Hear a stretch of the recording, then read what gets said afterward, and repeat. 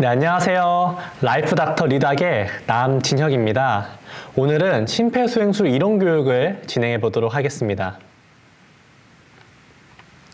국내 심정지 사망자 수는 매년 3만 명씩 발생하며 6%씩 증가하고 있습니다. 이는 교통 사망자 수보다 4배나 많은 수입니다. 이러한 심정지 환자를 구하기 위해서는 주변 목격자들의 빠른 심폐소생술이 필요합니다. 이에 국내에서는 심폐소생술 의무화 교육이 잘 되어 있어 교육 시행률은 매우 높습니다만 실제 시행률은 11.1%로 해외에 비해 많이 낮은 것을 알 수 있습니다. 이에 리닥은 이를 해결하고자 심도 있고 체계적인 심폐소생술 교육을 제공하고자 합니다. 그렇다면 심정지 환자는 어디에서 가장 많이 발생할까요? 그것은 바로 54%의 비율로 가정에서 가장 많이 발생하고 있습니다. 우리는 일반적으로 공공장소라는 상황에서 심폐소생술에 대해 교육을 받았지만 실제로는 가정집에서 많이 발생하고 있는 것이지요. 심정지 환자가 발생하여 119 구조대에 신고를 하게 되면 우리나라의 경우 구급차가 평균 5분에서 10분 정도 내에 도착을 합니다. 구급대의 도착 시간이 심폐소생술의 골든타임인 4분을 넘기기에 우리는 꼭 심폐소생술을 할 줄 알아야 합니다. 심폐소생술이라는 기술을 모르는 사람뿐 아니라 우리 가족을 지키기 위해 꼭 필요한 생존 기술이라는 것을 알아두시면 좋을 것 같습니다. 심폐소생술의 골든타임은 4분입니다. 4분 안에 심폐소생술을 진행해야 생존 확률을 높일 수가 있습니다. 만약 4분 안에 심폐소생술이 진행되지 않는다면 뇌에 산소가 공급되지 않아 손상을 입게 됩니다. 손상 입은 뇌는 회복되지 않아 장애가 남거나 뇌사로 인해 사망이 될 수도 있습니다. 이에 우리는 4분 안에 꼭 심폐소생술을 진행해야 합니다. 자, 그럼 360초의 기적을 보여주는 리닥과 함께 본격적으로 심폐소생술을 배워보도록 하겠습니다. 우선 심폐소생술의 전체 순서를 한번 보도록 하겠습니다. 위와 같이 응급 상황 시의 행동 요령, 혈액을 순환시키는 CPR, 산소를 공급해주는 인공호흡, 심장의 정상 리듬을 찾아주는 AED입니다. 각 스텝별로 보도록 하겠습니다. 스텝 1. 응급 상황 시 행동 요령. 쓰러져 있는 환자를 목격했다면 환자의 상태를 확인해야 합니다. 응급 환자의 상태가 어떤지 살핀 후에는 현장의 안전 확인을 우선시해야 합니다.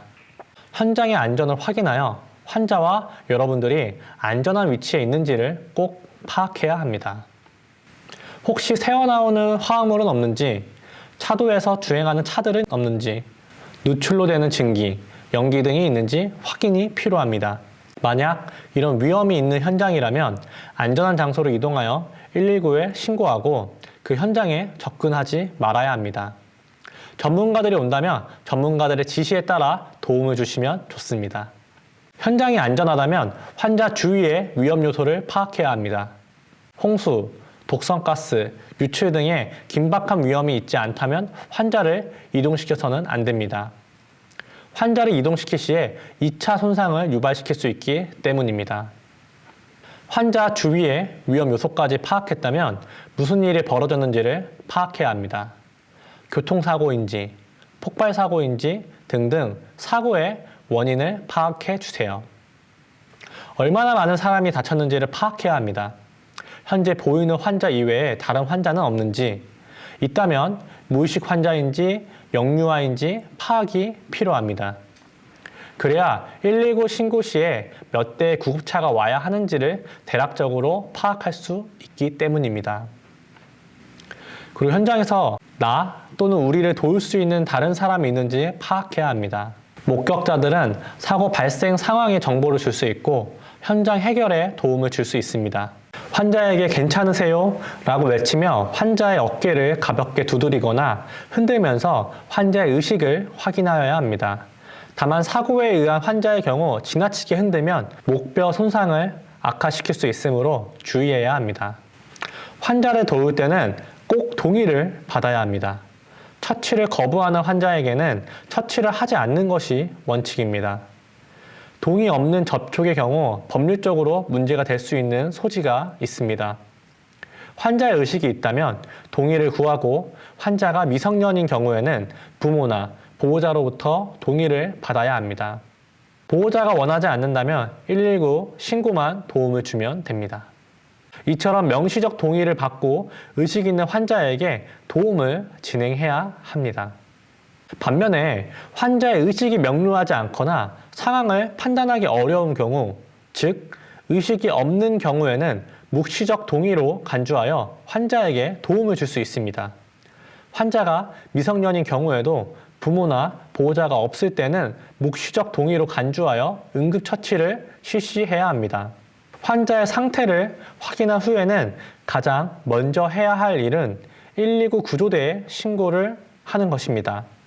119 신고를 통해 빠른 치료가 가능하고 응급조치를 취할 때도 119 구조대에 신고한 후에 진행해야 문제가 안 생길 수 있습니다. 앞에 노란색 옷을 입은 여성분이 보인다고 가정해 보도록 하겠습니다.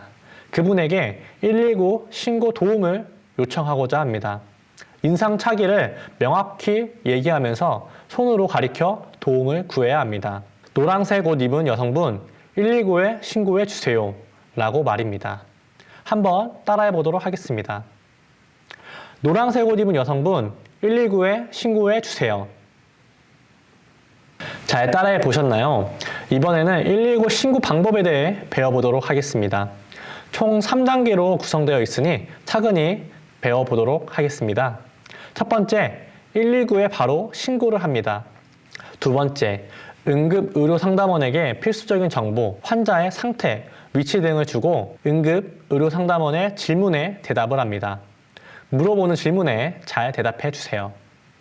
세 번째, 응급의료상담원이나 의사가 환자를 처치하는 방법을 알려주기 때문에 전화를 절대 끊지 말고 스피커폰으로 변경한 후 심폐소생술을 시행해 주세요. 최근 들어 영상통화를 통해 도움을 준다고 하니 참고해 주세요. 119 신고를 할 때는 아래와 같은 상황을 잘 설명해 주어야 합니다.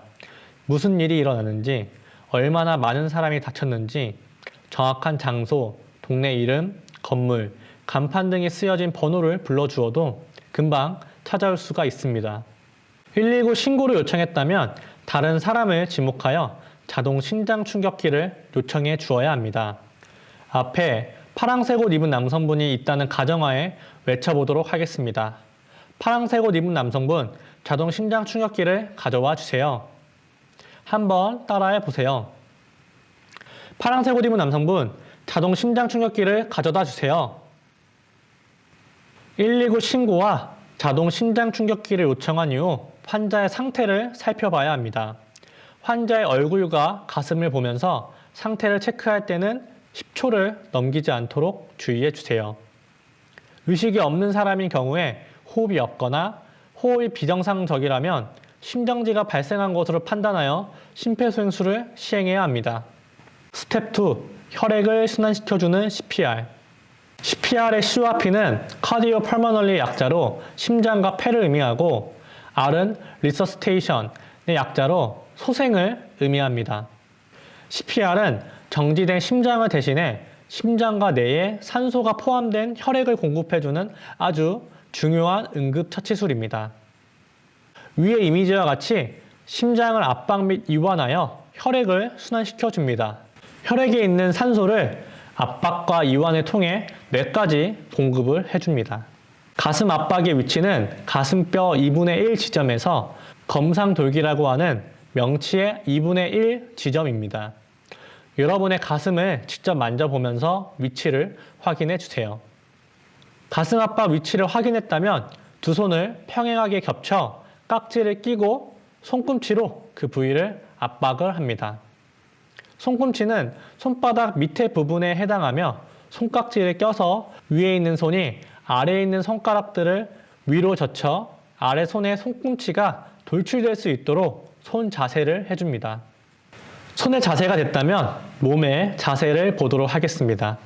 팔을 곱게 펴서 바닥과 수직을 이루고 약 5cm의 깊이로 체중을 이용하여 압박과 이완을 반복합니다. 분당 100에서 120회의 속도로 강하고 빠르게 압박을 해야 합니다. 자세는 옆과 앞의 모습이 삼각형을 이루어야 합니다. 이때 팔꿈치가 굽혀지지 않도록 유의해 주세요. 위의 이미지를 한번 보시면 좋을 것 같습니다. 스텝 3. 산소를 공급해주는 인공호흡.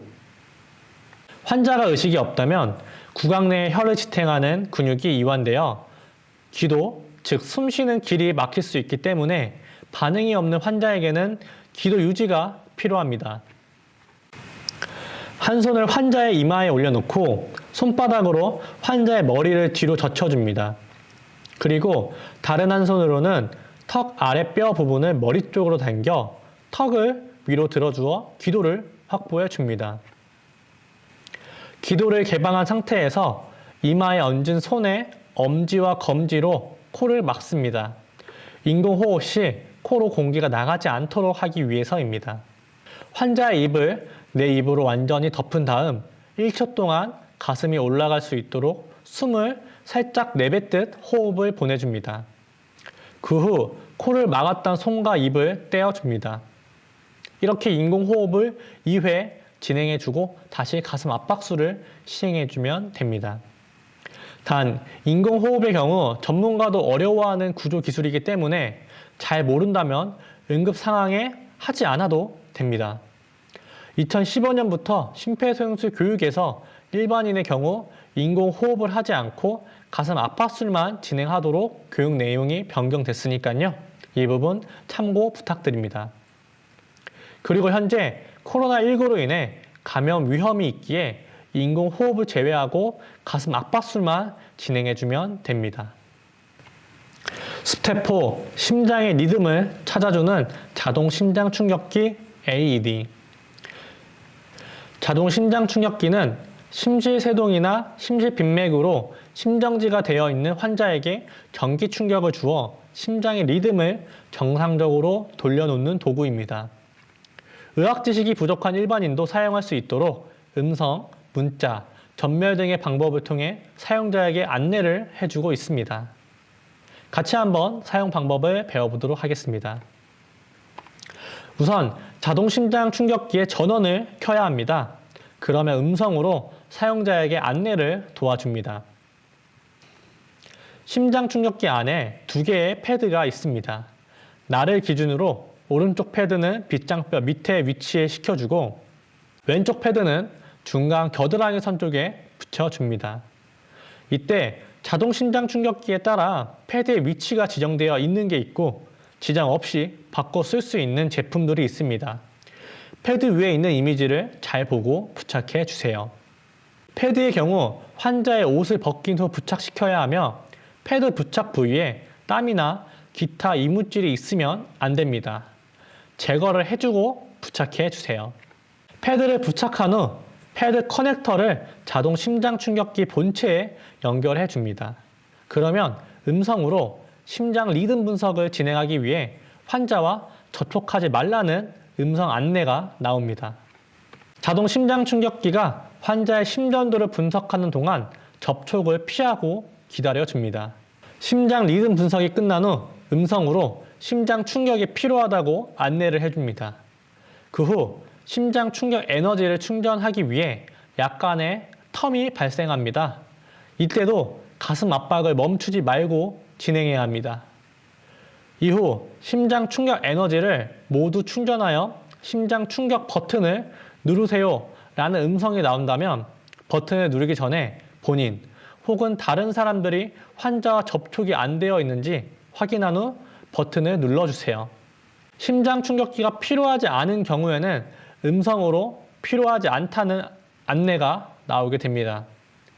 이때는 즉시 가슴 압박수를 다시 시행해주면 됩니다. 심장 충격이 필요 시 충격 버튼이 점등되므로 버튼을 누르고 전기 충격이 가해진 후 지체 없이 가슴 압박을 다시 시행해주세요. 가슴 압박은 지속적으로 멈추지 않게 진행해야 합니다. 자동 심장 충격기는 2분마다 환자의 심전도를 자동으로 분석하여 심장 충격의 필요성을 판단하므로 환자에게 패드를 부착한 상태로 119 구조대가 현장에 도착하거나 환자가 회복에서 깨어날 때까지 심폐소생술과 심장 충격을 반복하여 실시해주면 됩니다. 자, 지금까지 심폐소생술에 대한 이론을 배워보았습니다. 잘 이해가 됐을까요? 이해가 잘 안 되는 부분은 다시 한번 시청을 해주세요. 그러면 이제 실전을 한번 배워보도록 하겠습니다.